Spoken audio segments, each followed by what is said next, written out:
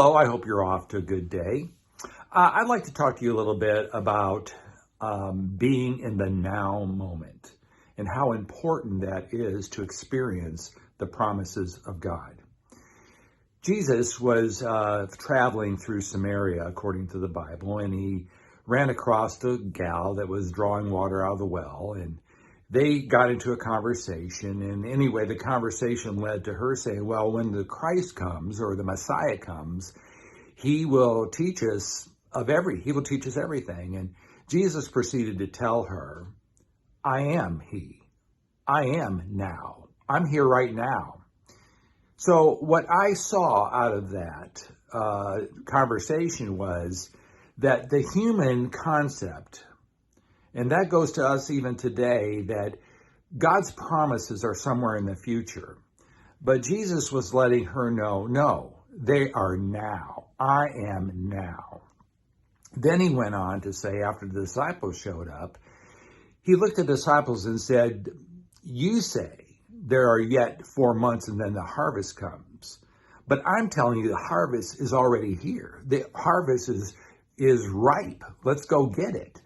And the point of that was that the disciples in their mind, they looked on the fields and they were just being planted. But Jesus saw them as already being harvested. So he's saying the harvest, you don't have to wait for the harvest, it's now.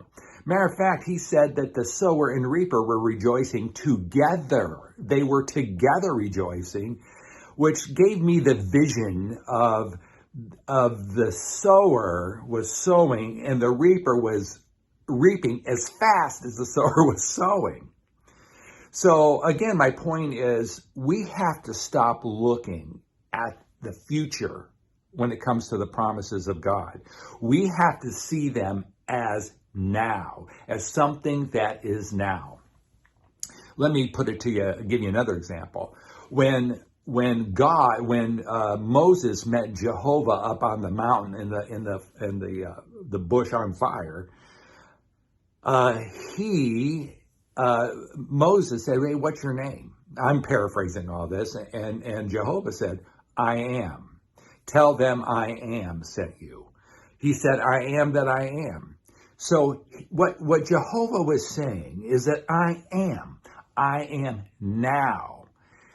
He didn't tell Moses, I was or I will be. He said, I am now. Again, this leads us to the truth, to the deep spiritual truth that all God is now. His promises are now. In other words, the check has been written. The check's been written.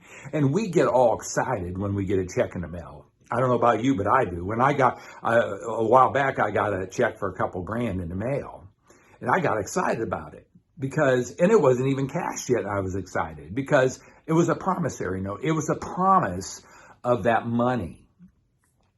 So what I'm saying is that we need to cash the check. So we have the check. We have the promise.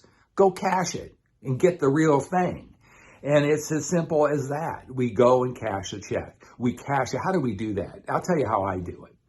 We do it through meditation. We need to bring God's quote unquote future promises into the now moment. And we can do that through meditation. And when we meditate, we're actually producing and directing a movie in our mind. We're actually seeing ourselves in the reality of that promise, whether it's healing. We need to see ourselves as healed.